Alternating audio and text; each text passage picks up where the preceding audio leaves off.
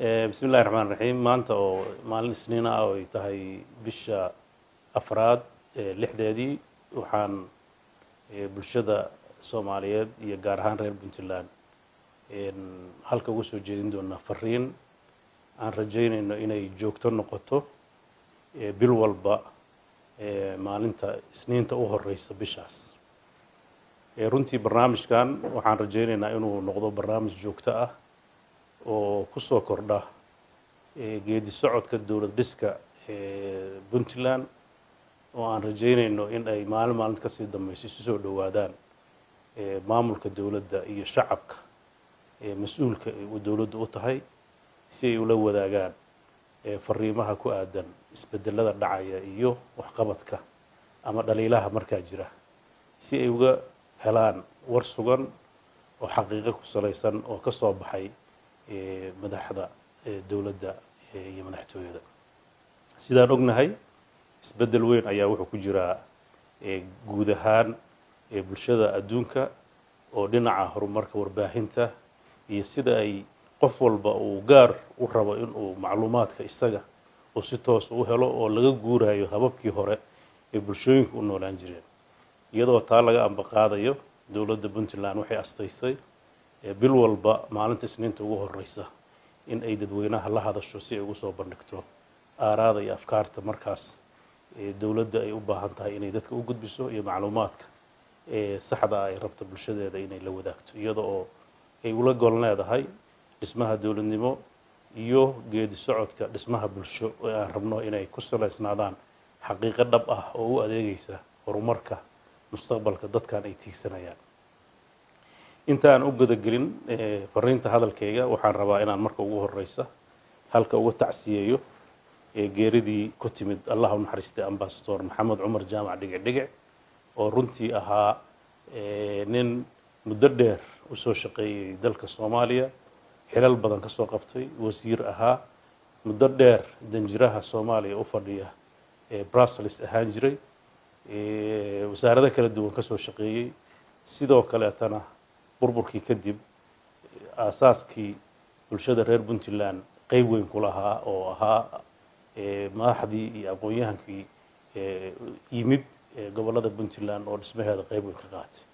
maxamed jaamac ilaahay ha u naxariisto maxamed cumar jaamac ilaahay ha u naxariisto samir iyo iimaan allaha ka siiyo dhammaan eheladii qaraabadii asxaabtii muddada dheer taqaanay sidoo kale inkastoon horey ugu tacsiyeynay waxaan fursaddan maanta iyadan uga faa'iidaysanaynaa ra'iisul wasaarihii hore ee Dhowrcadde ee weli tacsiyadiisa taallo waxaan isagana ilaahay subxaanahu wa tacaala uga baryanaa inuu qabriga u waasiciyo dambi dhaafna ilaahay uu siiyo iyo dhammaan dadka Soomaaliyeed ee muddadii u dambeysay geeriyooday oo uu ka mid yahay guddoomiyihii gobolka Nugaal oo runtii gacan ka xaq daran oo argagixiso ah ay ku dishay magaalada Garowe iyo sidoo kale dadka Soomaaliyeed ee dhammaan magaaladan dambe khaasatan Yurub iyo Mareykanka ugu dhimaaya xanuunkan caabuqa ee ku soo siyaaday adduunka oo runtii dhibaato weyn ku haya caalamka Soomaaliduna ay qayb ka tahay fariintan waxaan rabaa inaan u guda galo marka ugu horeysa xaaladda hadda taagan ee dalku ku sugan yahay waxa ugu muhiimsan oo adduunkana ay la qabtaa waxyaabaha ku soo kordhay caabuqa COVID-19 oo runtii ah musiibadii ugu weyneyd ee boqolkii sano u dambeysay dhacday oo adduunka argagaxa ku riday runtii musiibadaas oo runtii ka xoog badnaatay taariikh badan oo adduunku soo maray oo ku koobnaan jirtay dalal iyo qaarado kooban waxa ay maraysaa dalalka United Nations ka aqoonsan iyo kuwaan aqoonsaneenba wax ku dhow 208 entity ama dawladood ama deegaano ayuu gaaray oo kulli laga sheegay xaalado caabuqaas kamid ah oo Soomaaliya kamid tahay runtii waxa la yaab leh sida uu qaaradaha uga gudbayo sida uu dadku ay si degdega ay ugu gudbinayaan waxa ka dhashay waxaan hore adduunka u dhicin oo ah in dhammaan dawladaha qaybtood oo dawlado aad iyo aad ay u adag tahay in daqiiqad ay shaqooyinka socda ay joogsadaan in dalalkii oo dhan laga xiray isku socodkii diyaaradihii gilidii bixidii dhammaan la xiray hay-adihii iyo meelihii laga ganacsan jiray istoogyadii waaweynaaday adduunka la xiray dhimasho argagax abuurtay ayaa adduunka ka socota runtii arrintaas waa arrin khatar weyn leh oo dadka Soomaaliyeedna aad moodid wili inaysan si dhab ah aysan u fahmin sida dhabta ah waxa weeye daawada waxa ka muhiimsan ka hortagga caabuqaana wuxuu uga daran yahay xataa daawo ilaa ay hadda ma leh lagu dabiibo waxa kaliya oo la hayo waxa weeye in laga hortago oo dadku isgaarin fariimahaas adduunka ka soo dhacaya waxaa nasiib darro ah sida xogaha lagu sheegayo dadka Soomaaliyeed ee wadamada ku nool dibadda khaasatan Ingiriiska iyo Sweden iyo waxa aad looga sheegayaa fariimihii iyo talooyinkii la siinaa inay qaadan waayeen oo numberka dhimashadoodu uu aad u kordhay sababo ah inaysan ilaalin kala maqnaanshaha iyo isku imaanshaha iyo isku booqashada inay ilaaliyaan cudurkan wuxuu ku gudbaa taabashada wuxuu ku gudbaa neefta oo hindhisada iyo qufaca isku dhow dadka masaafo dhow isku jira iyo dadka faraha badan oo isu imaanaya dowladda Puntland iyada oo khatartaas caalamka ay ka aragtay ka duulaysa ayay waxay ka yeelatay shirar hordhaca waxay mararkii ugu horeysay adduunka laga soo sheegayba ay geysay eraboorada magaalooyinka waaweyn ee Garowe iyo Gaalkacyo iyo Boosaaso qalabka lagu ogaado xaraaradda qofka iyo heerka ay marayso waxay isla markii guddi baa loo xirsaaray ka howlgala inay diyaariyaan sidii loola tacaali lahaa xaaladaas ka hortageeda iyo hadday wax dhacaan sidii looga jawaabi lahaa waxaa la asteeyay goobo looga sooco dadka intiisa kale dadka xanuunkaas ku dhaco oo halis u ah in ay qaadaan runtii waxay dowladda Puntland si dhow ula socotay isbedelada ka dhacaya caalamka gaar ahaan wadamada noo dhow sida Djibouti, Ethiopia iyo Kenya iyo Soomaaliya inteeda kale taa fariimaha aad u soo kordhaya waxa weeye inuu kordhayo numberka uu ku dhacayo wadamadaas aan soo sheegnay dariska ah oo si dhab ah u cadeeya dhaqdhaqaaqyada dadka iyo inta uu ku dhacay oo koror ku sii socdo waxa kale oo iyadana runtii ah arrin dhiila ah in dhakhaatiirta Soomaaliyeed gaar ahaan dhakhaatiirta magaalada Muqdisho ku dhaqan qayb ka ah ururka dhakhaatiirta Soomaaliyeed inay soo saaraan qayladaan ay tuhun ka qabaan in cudurkaasi uu si aan la filayn ama la garanayn uu ugu jiro dhulka Soomaalida oo awoodda dawladnimo iyo baaritaanka oo aad u liita darteed baqdin laga qabo inuu dadka Soomaaliyeed uu ku dhex mushaaxayo waxaan Puntland ay goor hore qaadatay iyadoo dadkeeda iyo u naxaysa in dadka ay ku soo jeediso in la yareeyo soo baxyada kulamada meelaha lagu qaxweeyo iskuuladii waa la fasaxay dadka inay soo imaan baa la sheegay habeenkii oo dhan si loo yareeyo fiidsiga maalintii duruufta dhaqaale darteed ayaa waxa loo fasaxay in dadku danahooda shaqo ay qabsan karaan laakiin waqtiga ugu badan ee dadka Soomaaliyeed ay isu yimaadaan oo meel wada fariistaan oo wada shaaheeyaan oo ay wada sheekaystaan waa xilliyada fiidadkii iyo habeenkii waxaa aad lagula taliyay ama laga mamnuucay inay dadku magaalooyinka maraan waxaa sidoo kale la joojiyay qaybta ugu khatarsan ee Soomaaliya maxaa yeelay cudurkani ma aha cudur meel ka dhasho waa cudur la soo waarido ama meel ka soo hijrooda ama meel ka yimaada meelaha ugu badan waan ka baqayn inuu ka yimaado waxaa kamid ah dalalka dariska ah oo ay kamid yihiin Ethiopia iyo Kenya waxyaabaha lagu kala qaadi karo ugu badan oo soo qaadi karo oo soo raaci karo waxa kamid ah qaadka dowladda Puntland waxay joojisay qaadkii waxaa nasiib darro ah in dadkii laga kari la'yahay war naftiina iyo noloshiina u naxa oo maalin walba dad Soomaaliyeed ay ka soo waaridayaan qaadkii si ay ummadooda ay u heligaan waad u jeedaan indhihiina macallin ah in maalintii magaalooyinka qaybtood wax boqolaal qof ay dhimanayaan 500 700 800 oo qof ayaa dhimanaysa waxaana la sii sheegay inuu kor u sii socdo marka dhayalsiga in laga tago awal baan dad tabar yar ahayn dad yar ahayn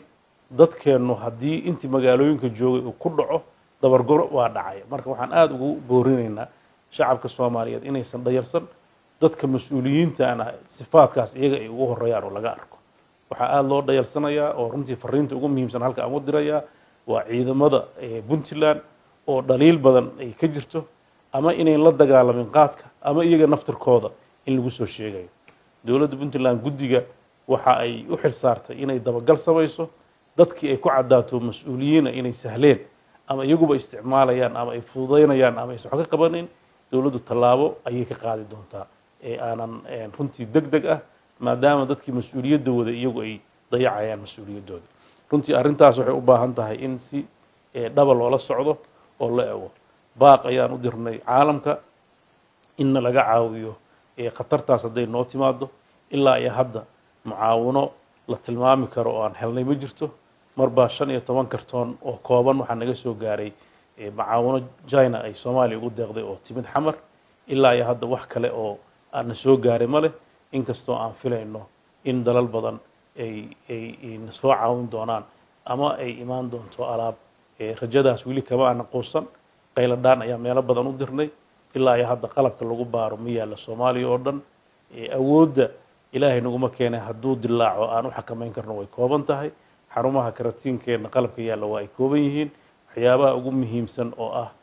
haddii uu qofku ay neefta qabato ama dad badan ay qabtaan sida meelaha badan ka dhacaya sidaan kula tacaali karna aad bay u yartahay waxaa keliya aan faraynaa annagoo u marinaynaa bulshada waxgaradkeeda culimmadeeda isimadeeda dhalinyaradeeda haweenkeeda daawadeedu waa inaad gurigaaga joogtid oo ilaalisid nadaafadaada oo gacmahaaga meertid oo dadka aadan u dhowaanin intaas ayaan kula dardaarmaynaa dadka inay aad u ilaaliyaan intii karaankooda ah oo aysan dhayalsan arrintaas aad ayaan u tilmaamaynaa xanuunkan wuxuu la soo baxay dhibaato dhaqaale wuxuu la soo baxay dhibaato bulsho wuxuu la soo baxay dhibaatooyin aad u fara badan dhibaatada ugu weyn marka laga tago xanuunka iyo saameynta caafimaad uu yeelan karo waxa uu yeelan doonaa saameyn dhaqaale waxaa isdhimi doona dhammaan dakhliga ama dawladda soo geli jiray ama qofka soo geli jiray maxaa yeelay shaqooyinkii baa hoos u dhacay dakhligii dadku hadduu yaraaday dakhligii dawladduna waa uu yaraaday marka dakhligaas yaraaday wuxuu saameyn ku yeelan doonaa amniga wuxuu saameyn ku yeelan doonaa wadidda howlaha dawladda oo ugu muhiimsan tahay arrimaha haddii caafimaadka si wax ugu qaban lahayd waxaan rajaynaynaa annaga oo diyaarin ku wadna habkii aan uga bixi lahayn isdhinkaas annagoo la wadaagayna dawladaha saaxiibka naha iyo dawladaha deeqda bixiya waxaan rajaynaynaa in aan ka helno garab istaag muddadaas adag maadaama dalkeenu uusan ahayn dal holay kayd u lahaa dalalkii kaydka dhaqaale lahaa waxay u fureen khasnadihii kaydkooda dadkii shaqo la'aanta ku dhacday dadkii ay jooga yiraahdeen waxay siiyeen mushaharooyin shirkadihii shaqada laga joojiyay waxay ugu bedeleen bedel dhaqaale iyaga oo kabaya dhaqaalahooda laakiin Soomaaliya runtii duruufteeda waa isma dhaanto dib badan ayaa haysta marka caalamka iyadana waxaan ka rajaynaynaa inay arrintaas wax muuqda ay ka qaban doonto runtii maalin walba waxaa baxa si maalinla ah guddigu wuxuu u soo jeediyaa warbixinta ku saabsan waxyaabihii qabsoomay iyo waxyaabaha la rabo in dadka loo sheego dawladda Puntland runtii guddiga hawshaas ka shaqeynaya aad baan ugu amaanayaa inay joogteeyeen shaqooyinkii ay noqotay maamulka Soomaaliya ee ugu horeeyay ee si dhaba u fuliya bandooga si dhaba u fuliya in xarumaha lagu kaydiyo ama dadka lagu karantiilo oo aad u badan magaalo kasta ay ka furan tahay wadamada maamulada kale waxa laga yaabaa hal meel ka furan tahay laakiin halka Puntland waxay ka furan tahay Gaalkacyo waxay ka furan tahay waxay ka furan tahay Garowe waxay ka furan tahay Qardho waxay ka furan tahay Boosaaso Buurtille meelo kale oo badanna waan ku jirnaa qalabyada waxa la geeyay dadka lagu kontroolayo magaalooyinka Buuhoodle xuduudda dhinaca Laascaanood waxa la geeyay baran waxa la geeyay meel kasta oo dad ka soo gali karo waxa la tacaalayaa galdogob intaas oo dhan dawladda Puntland wasaaradda caafimaadka guddigu waxay xaqiijiyeen in dhammaan wixii karaankooda ay geeyeen waxyaabaha kale tana ay qorshayaashooda u wadaan waxaan ka codsanaynaa bulshada reer Puntland inay gacan ku siiyaan guddiga ka hortagga caabuqa iyo guddiga nabadgelyada oo ka sii farcama oo fulinaya awaamiirta la rabo in lagu xakameeyo waxaan sidoo kale ugu baaqayaa culimada iyo mashaayikhda inaysan ka dhaga adeegin fariimaha uga imaanaya caafimaadka oo Ilaahay subxaanahu wa ta'ala annagoo tala saaranayna ayaa haddana waxaan la rabaa in aan talada ku darno inaan taxadar badan muujino diinteennuna way ogoshahay waana axaadiis dhab oo ka sugnaatay maaragtay diinta ku sugnaatay in xilliyada ay dhacaan xanuunada noocan oo kaleeta ah la karantiilo dadka oo isu socodka la yareeyo. marka waxaan rajaynaynaa in inta aanan hal qof markuu ku dhex dhaco inta la sahalsanayo hal qof hadduu masaajid galo oo sidaa la isugu dhow yahay waxaa cabsidu ay tahay inay intaasba uu qaadsiiyo intaasna in kale ay qaadsiiso. marka wiqaayada ayaa ka horeysa cilaajka. marka waxaan rajaynaynaa in ka hortagga aan badino. waxaan sidoo kale rajaynaynaa macallimiinta dugsiyada qur-aanka kuwa iskuullada xilligii loogu talagalay in lagu ilaaliyo inay aada u fuliyaan oo aan fariimahaas siduu tahay loo fuliyo. xafiisyada dowladda awaabirtii la siiyey ay fuliyaan. dadka ay runtii hawshaas ay si fiican uga qayb qaataan. intaas haddii aan uga gudbo arrimaha ku saabsan caabuqa waxaan rabaa inaan halka u gudbo arrinta labaad oo aan rabo inaan ka hadlo waxa weeye waxaan runtii aada u bogaadinayaa hawsha dib u heshiisiineed ee ka socota galmudug. waa runtii hawl lagu farxo in madaxweynihii hore galmudug xaaf uu maanta caasimadda galmudug ee dhuusamareeb u tegey uu caddeeyey in uu diyaar u yahay inuu dhismaha galmudug uu qayb ka ahaado. waxaan uga mahad celinayaa madaxweyne qoorqoor sabirka iyo dadaalka iyo wanaagga uu u sameeyey siduu dib heshiisiin u abuuri lahaa. waxaana muuqata markii galmudug ay isku keliyeysatay dadkeedu oo runtii dowladda dhexe ay waqti siisay inay arrimahoodii xallisteen. waana arrin lagu farxo oo aan ku baraarujinayno kuna bogaadin doono degaan walba dadkiisu inay arrimahooda ay xallistaan oo wixii madmadow oo dhexdooda ku jira ay ka wada fariistaan oo wanaag ay uga gudbaan. waxaan sidoo kale halka bogaadinayaa dadaalka iyo wadahadal ka socda magaalada Nairobi ee u dhexeeya madaxweyne axmed madoobe xidig seeraar iyo sheekh daahir oo runtii iyagana khilaaf ka abuurmay xilligii doorashooyinka jubbaland ay ka dhacaysay sabab ka dhalatay ay khilaafkaas uu usoo jiitamayay. waxaan uga mahad celinayaa inay garteen in ay ka wada hadlaan arrimahoos oo ay xalliyaan. waxaana runtii ka warqabaa in goordhow uu gabagaba yahay xal waaran ay ka gaari doonaan. isbedeladaas ku socda Soomaaliya oo ka dhex socda maamulada oo dadka Soomaaliyeed ay garteen inay wada hadlaan waa fure iyo rajo cusub oo dadka Soomaaliyeed u soo hoyatay. midda mid la mid ah waa midii Puntland ka dhacday shirkii wada tashiga ee dadka reer Puntland oo dhan isugu yimaadeen arrimahooda ka doodeen ka tashadeen iyagoo aan iskala saarin qaybana iska dhigin. wadadaas cusub waxaan rajaynayaa inay noqoto wado Soomaaliya muddo ay sugaysay oo mashaakilka jira oo dhan xal siyaasadeed lagu xalliyo. dowladda federaalkana waxaan ugu baaqayaa in ay wadadaas dadku doortay oo ah inay wada hadlaan inay isdhegaystaan inay isu tanaasulaan inay dhiirigelin u samayso oo gacan ka geysato oo iyaduna ay la timaado aragtidaa la mid ah oo ay dhammaan maamulada dowladaha xubnaha ka ah dowladda federaalka iyo dowladda federaalka iyadana gogoshaas garoowa aan ugu fidinay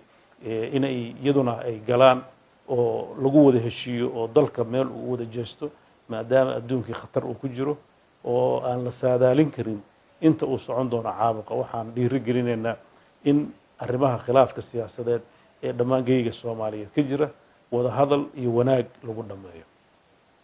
shirkii halka ka dhacay waxaa ka soo baxay aragti ah in gogol loo dhigo dowladda federaalka iyo dowladaha xubnaha ka ah. dowladda Puntland weli sidii bay ugu taagan tahay gogol xaarka arrintaas. waxaan hore u sheegnay inaan magaalada Muqdisho iyo magaalooyinka kaleeto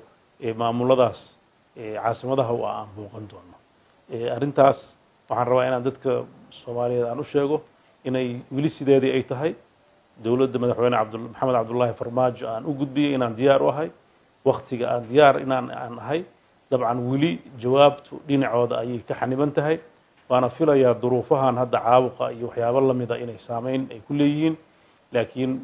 dhinac iyagu diyaar weeye waana u sheegnay waqtiga aan diyaar ka nahay welina sidii baan diyaar u nahay. dad badan baa su-aashaas qabay oo marar badan na weydiinayay. marka waxaan u caddaynaynaa inay Puntland waxba iska bedelin diyaar u tahay inay caasimadda Soomaaliya ee Muqdisho ay booqato xilliga diyaar garowga xagga uu ka hirgalo sababaha farsamo ee suuragalka ana ay xal looga helo waxyaabaha u waaweyn oo runtii maanta aan rabno inaan dadka halka uga sheegno waxa weeye isbedelada guud ee Puntland ka socda oo runtii ku salaysnaa waxay leeyihiin saldhig dawladnimo dawladda Puntland waxay leedahay dastuur waxay leedahay vision dadkeedu ay dejiyeen ama aragti ay tiigsanayaan annaguna waxaan ka qayb ka nahay waxaan ku shaqaynaynaa shuruucda dastuurka dalka uu nafarayo iyo aragtida dadka reer Puntland ay leeyihiin 22 sano kadibna mar labaad ay ku celiyeen shirkii ka dhacay 15 ilaa 17 bishii March ee ka dhacay magaalada Garowe shirkaas wuxuu aad u qeexay una cadeeyay waxyaabaha dawladda Puntland ay dadkeedu ay ka sugayaan dawladda Puntland oo anigu mas'uul ahay waxaan ballan qaadnay soo jeedimahaas dadku ay soo jeediyeen inaan fulin doono annagoo ku salaynayna awoodda iyo heerka marka aan kari karno dawladda Puntland oo anigu madaxda ka ahay muddadii sanadka iyo dhowrka bilood ay jirtay waxa ay ku soo gashay in ay astayso yoolal ay rabto inay xaqiijiso oo ugu muhiimsan yihiin inay dib u habeyn ku samayso ciidamada Puntland runtii ciidamada Puntland isbedel ayaa muddo ku socday meel fiican maraya tayeynta qaybihii ugu muhiimsanayd oo ahaa tababarka hubinta askariga iyo saraakiisha iyo hubka oo ku saabsan hab biometric ah iyo xuquuqahooda ay si toos ah wasaaradda maaliyadda ay u siiso iyadoo oo account u furaysa runtii aad iyo aad ayaan uga mahadcelinayaa wasaaradda maaliyadda iyo guddiga amniga ee hawshaas gacanta ku haya iyo saraakiisha iyo hogaamiyaasha ciidanka ee hawshaas gacanta ku haya waxaa la dhamaystiray ciidanka madaxtooyada oo si dhab ah oo toos ah muddo dhowr bilood ugu qaadanayay mushaharkooda si toos ah waxaa hadda dufcaddii ugu horeysay oo sidaas oo kale taa marka laga tago ciidamada madaxtooyada qaybahooda kala duwan iyo kuwa taabacsanba magaalada Qardho hadda loogu madaxweyne ku-xigeenka ugu soo xiray tababar ciidankii ururadii ugu horeeyay oo arrimahaas iyagana lagu fulinayo waxaan rajaynaynaa isbedelkii iyo wixii aan ku dhawaaqnay in dadku ay dareemi doonaan haddana waxaa socda sidii loo dhamaystiri lahaa akawnadii loogu fur lahaa bishaarooyinkooda toos loo siin lahaa kuwa kale oo dhibanna wadada la marin lahaa inta badan waa la tira koobay tababaradii waa socon doona mushaharooyinkii bay toos u qaadan doonaan waxaan rajaynaynaa inay meesha ka bixi doonaan waxyaabaha dadka reer Puntland u yaqaanaan caaglayaasha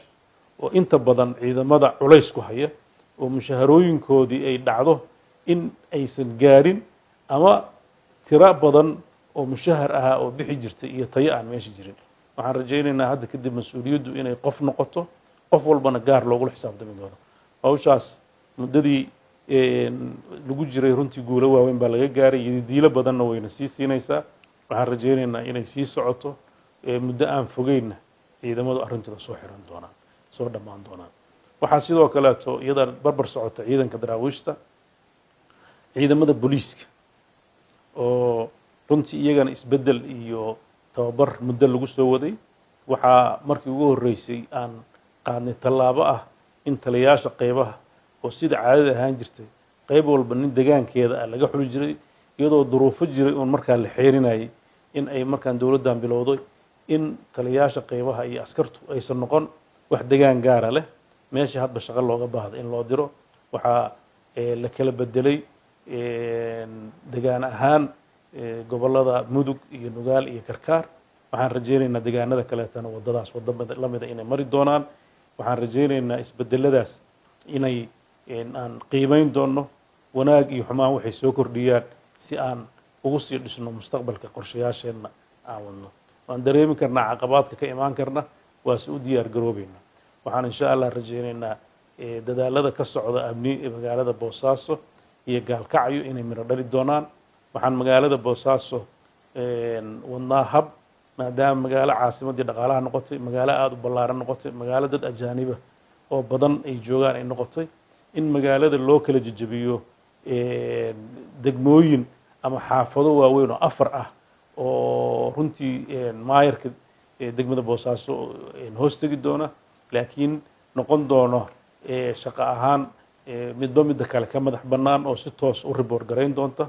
oo dhinacooda amniga iyo dhinacooda horumarka iyo dhinacooda serviceka dadkaba la isugu qaybin doono. qorshayaashii baa dhammaaday, ciidamadii ka howlgeli lahaabaa tababar ku aadan dhinacaas la siinayaa.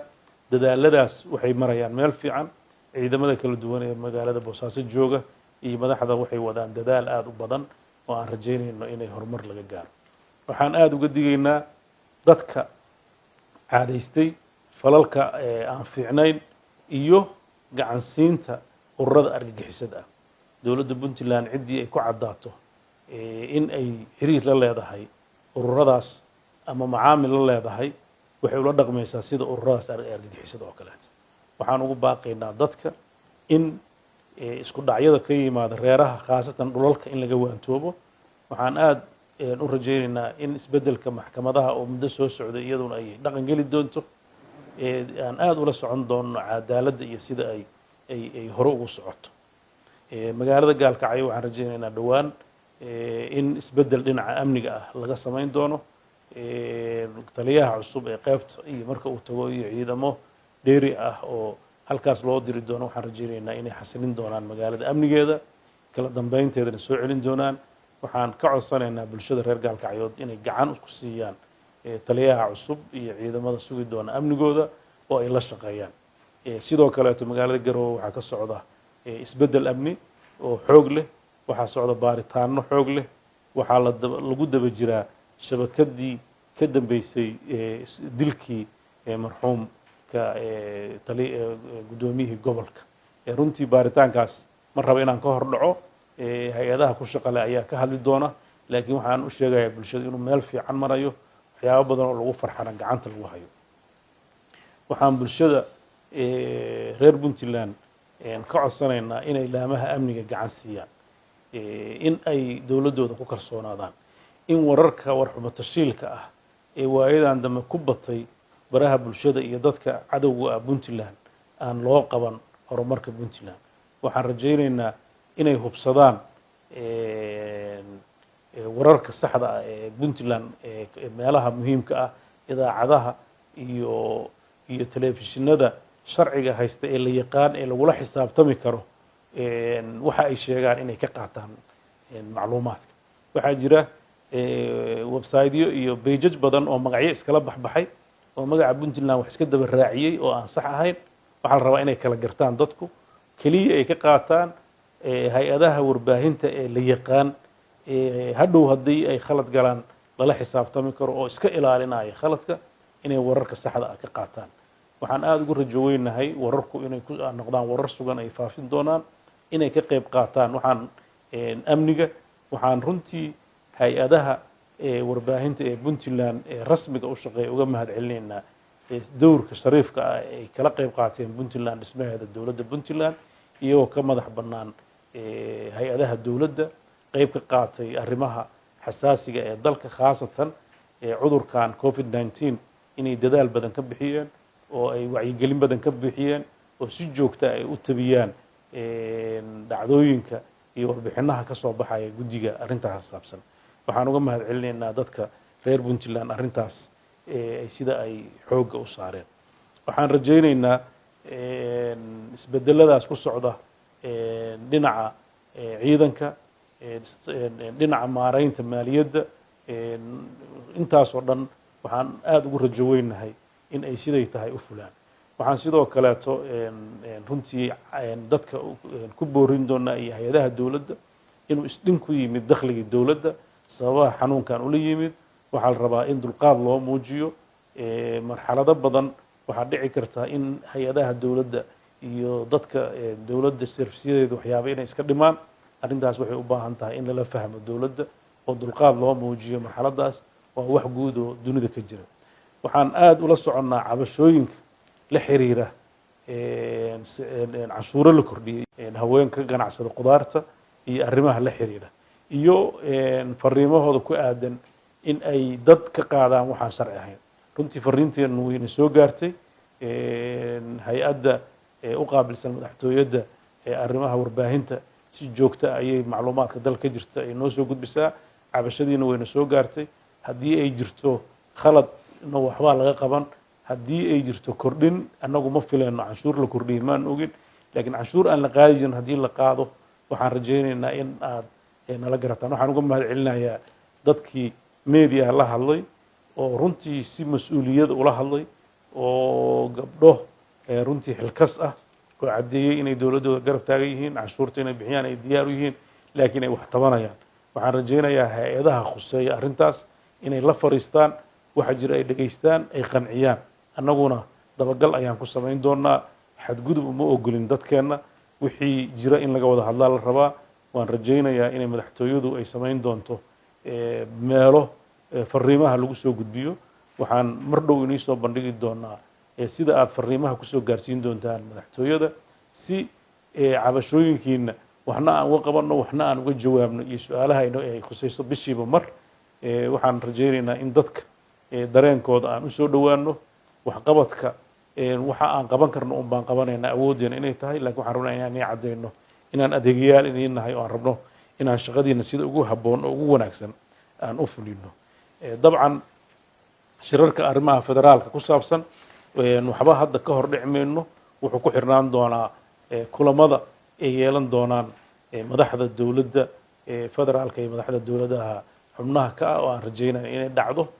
xilli ku habboon oo haddii ay suuragal noqoto annagoo tixgelinayna duruufaha iyo xaaladaha dalka maraya guud ahaan dadka soomaaliyeed waxaan ugu baaqayaa inay nabadda ilaaliyaan colaadaha soo ifbaxay la yareeyo kuwa ka dhacaya aagga mudug saaxay agaarkeeda waxaan ugu baaqaynaa in colaada la joojiyo dhex maraysa dadka walaalaha ah waxaan sidoo kaleeto ugu baaqaynaa colaadaha ka dhacaya magaalada kismaayo agaarkeeda oo dad walaalaha iyagana ay ku dagaalamayaan in colaada joojiyaan dhulka soomaaliya lama kala leh dadka soomaaliyeed waa dad qura waa dad wada degan dhul la kala riixdo dhulkaan ma jiraan waxaan rajaynayaa wanaagga in laga shaqeeyo nabadda laga shaqeeyo loo wada jeesto cadowga dhabka ah ee al-shabaab sidii loogu hortegi lahaa waxaa xaqiiqa ah oo soo ifbaxaysa dagaalada qaybtooda iyo colaadaha qabaa'ilka inay al-shabaab qeyb ka yihiin hurintooda iyo daacish oo ay dadka ay intay soo dhex galaan isu ekaysiiyaan ku abuura xamaasad iyo xiisad qabiil oo aan meesha oolin iyo xiniftan beelaha ay dhex dhigaan waxaa la rabaa in la iska looga waantoobo sidoo kaleto dagaalada ka dhacaya magaalada walaweyn ama daafeed waana aad baan uga xunnahay iyadana dadka ku dagaalamaya inay joojiyaan colaada ay shabaab hurinayaan oo nooca cusub ah in laga digtoonaado waxaan rajaynayaa colaad oo dhan inaan ka gudubno wada hadal iyo isfaham u gudubno waxaan sidoo kaleeto dowladda soomaaliyeed ee federaalka iyo dowladaha xubnaha ka ahba ugu baaqaya in gogoshii aan u fidinna ay naga aqbalaan khilaafaadka jira laga gudbo qolo walba mashaakilkeeda ay xalisato waxa dadka ka wada dhexeeya la isugu yimaado hore socod iyo dowlad midaysan laga wada shaqeeyo waxaan aada ugu rajo weynahay fariinta dadweynuhu inay joogto noqon doonto intii aan ugu talagalnay maanta waa intaas waxaan rajaynaynaa bil walbana inay naga heli doonaan fariimo kuwaan la mida aad baa umahadsantiin wassalaamu calaykum waraxmatullah